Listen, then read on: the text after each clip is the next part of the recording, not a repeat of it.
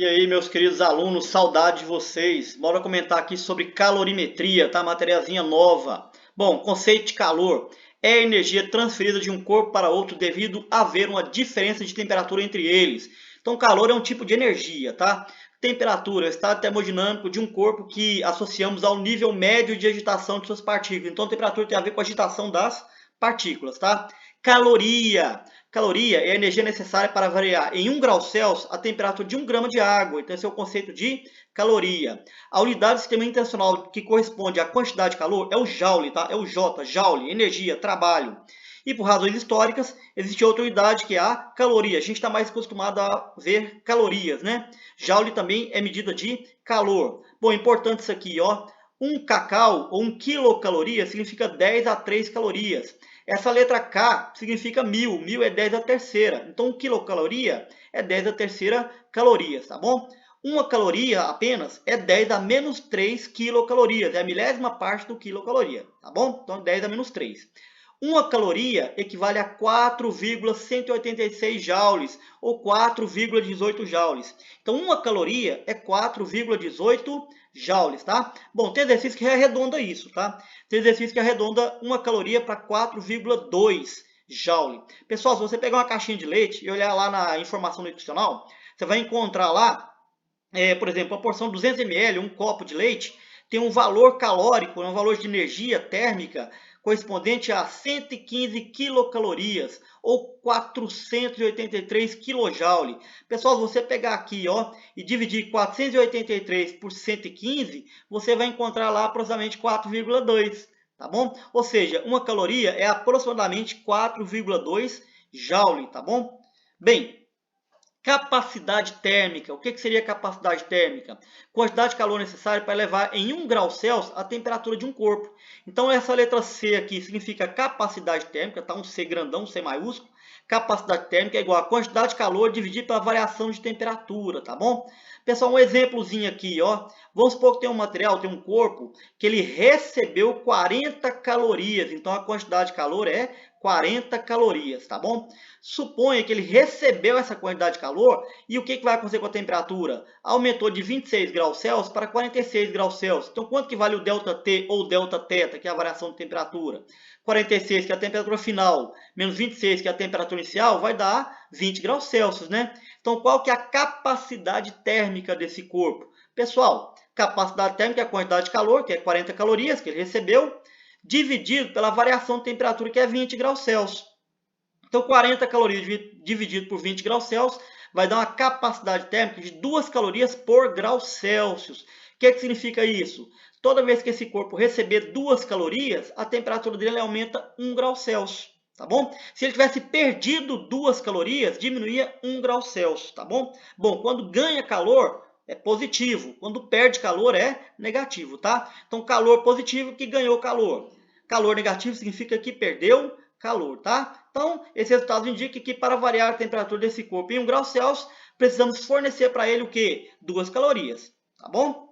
Bom, calorímetros. Os calorímetros são dispositivos especiais isolados termicamente do meio exterior. Um calorímetro ideal não participa das trocas de calor ocorridas em seu interior. Mas é claro que um aparelho ideal não existe. Para efeito de cálculos, quando ele participa das trocas de calor, leva-se em conta a sua capacidade térmica. Então, ou seja, quando for um calorímetro ideal, tá? A sua capacidade térmica ela é desprezível. Então, leve em consideração. Se for levar em consideração, o exercício vai dar o valor ou pede para calcular. Então, capacidade térmica é a quantidade de calor dividida pela variação de temperatura, tá? Dá para se calcular a capacidade térmica também, levando em consideração a massa e uma coisa chamada calor específico, é o Czinho. Calor específico depende do tipo de material. Cada material vai ter um valor de calor específico. Então, como que eu posso calcular a capacidade térmica? Pegando a quantidade de calor, dividindo pela variação de temperatura, ou se não, pegando a massa do corpo e multiplicando pelo seu calor específico. Pessoal, o calorímetro está aqui, ó.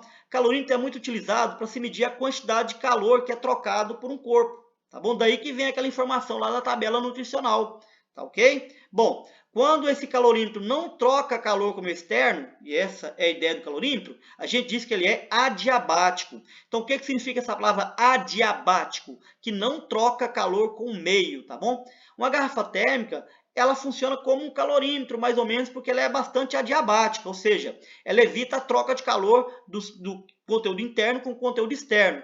Muito devido ao quê? Da tampa estar fechada, de ter paredes espelhadas, e de ter um espaçozinho aqui que tem vácuo ou ar rarefeito, tá bom? Depois eu vou comentar com vocês sobre troca de calor e a função da garrafazinha térmica, a função da tampa, das paredes espelhadas e dessa regiãozinha que o ar rarefeito ou vácuo, tá? Então a garrafa térmica evita essa troca de calor do que está dentro com o que está fora, tá bom? Por ser o quê? Bastante adiabática.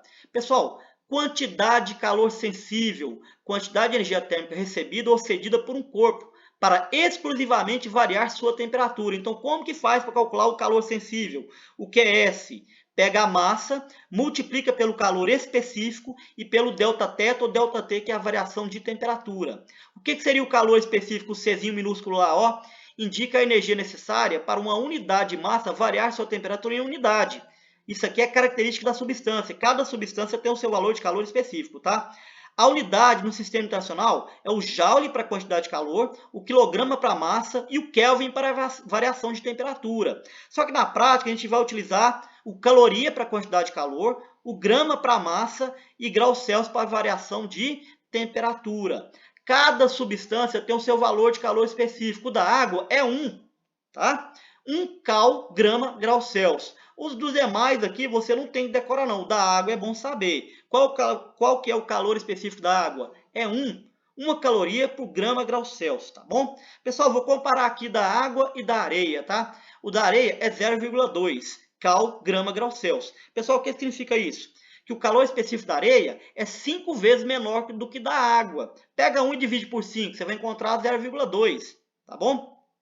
O que significa isso? Pessoal, quanto maior o valor do calor específico, mais quantidade o corpo tem que receber para aumentar a sua temperatura em 1 grau Celsius. Ou mais calor tem que perder para baixar a sua temperatura em 1 grau Celsius.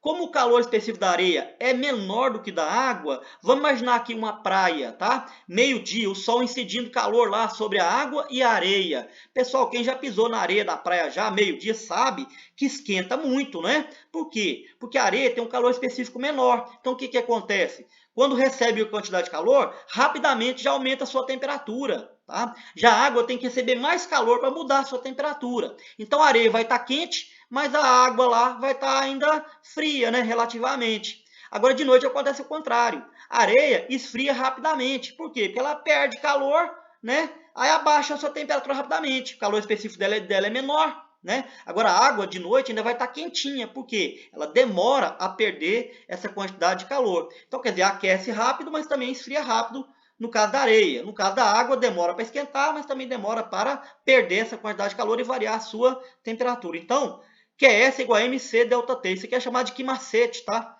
Quantidade de calor é igual a massa, que tem que estar em gramas, vezes o calor específico que o exercício dá, ou às vezes você tem que calcular, vezes a variação da temperatura em graus Celsius. Tá? O quimacete, quantidade de calor sensível.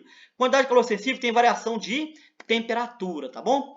Pessoal, calor latente, Q é igual a M vezes L. ml, ó, Q é igual a M vezes L, que é a quantidade de calor, calor latente, vezes a massa, vezes o calor latente da mudança de fase. Pessoal, no calor latente não tem variação de temperatura. Por quê? Porque ela acontece na mudança de fase. Quais são as mudanças de fase? Passar de sólido para líquido e líquido para gás. São as mudanças de estado físico, tá bom? Pessoal, esse L é o calor latente que muitas vezes esse exercício dá. No caso, cada substância também tem o seu valor, tá? No caso aqui da água, né, eu tenho na fusão e na solidificação, que é 0 graus Celsius, ou seja, não muda a temperatura na fusão, nem na solidificação. Pessoal, como que eu interpreto isso aqui, ó? No caso da água, o calor latente, esse Lzinho aqui da água, né, no gelo, é 80. O que significa isso? Para poder derreter ou fundir 1 grama de gelo, precisa de quantas calorias? 80 calorias. Tá bom? Aí vai fundir o gelo, tá bom? E para solidificar a água a 0 graus Celsius, o que acontece? A água para solidificar tem que perder calor, por isso que aqui está negativo, ó, tá bom? Então, para 1 grama de água solidificar, tem que perder quanto calor? 80 calorias, tá bom? No caso da água, ó, 1 grama de água para fazer ela ferver ou vaporizar a 100 graus Celsius. Quanto que você tem que mandar para a água? 540 calorias. O quanto que ela tem que perder para a água voltar a virar líquido de novo, condensar a 100 graus Celsius? Tem que perder 540 calorias. Então, a gente vai chamar de calor latente. Como é que calcula o calor latente? Pega a massa e multiplica pelo L, que é o calor latente da substância na mudança de fase. Não tem mudança de temperatura, tá? Vou mostrar um gráfico para vocês aqui para interpretação. Aqui no eixo X é a quantidade de calor em calorias, no eixo Y aqui é a temperatura em graus Celsius, tá bom? Vamos supor que tem um material que está a menos 20 graus Celsius, tá? Vamos supor que seja água, menos 20 graus Celsius. Se eu mandar calor para a água, o que, que acontece? A temperatura dela aumenta até chegar a 0 graus Celsius. Então, para calcular aqui, eu tenho calor o quê? Sensível, tá? É o que macete. MC, variação de temperatura, que é final menos inicial. Quando chega a 0 graus Celsius, a temperatura não muda. Então, não vai mudar. Se não vai mudar, você não vai usar o cálculo do calor sensível. Você vai usar o cálculo do calor latente. Então, pega a massa e multiplica pelo calor latente de fusão. No caso lá, 80, né? Bom, aqui não muda a temperatura. A hora que todo o gelo derreter, o que, que acontece? A temperatura começa a aumentar. Se a temperatura mudou, aqui não é calor latente mais, é calor o quê? Sensível, né? Então, é massa vezes calor sensível vezes variação de temperatura para essa parte do trechozinho aqui do cálculo. Quando a água começa a ferver a 100 graus Celsius, né? Então, de novo, você não usa calor sensível, você usa o quê? Calor latente. É a massa vezes o calor de vaporização, que no caso do gelo da água lá, no caso da água líquida, virando vapor, é 540, né? A hora que toda a água evaporar, né? Aí a temperatura começa a aumentar de novo, olha lá, 120 graus. Então, tem variação de temperatura, então é a massa vezes o calor específico da água, no caso vapor, vezes a variação de temperatura, tá?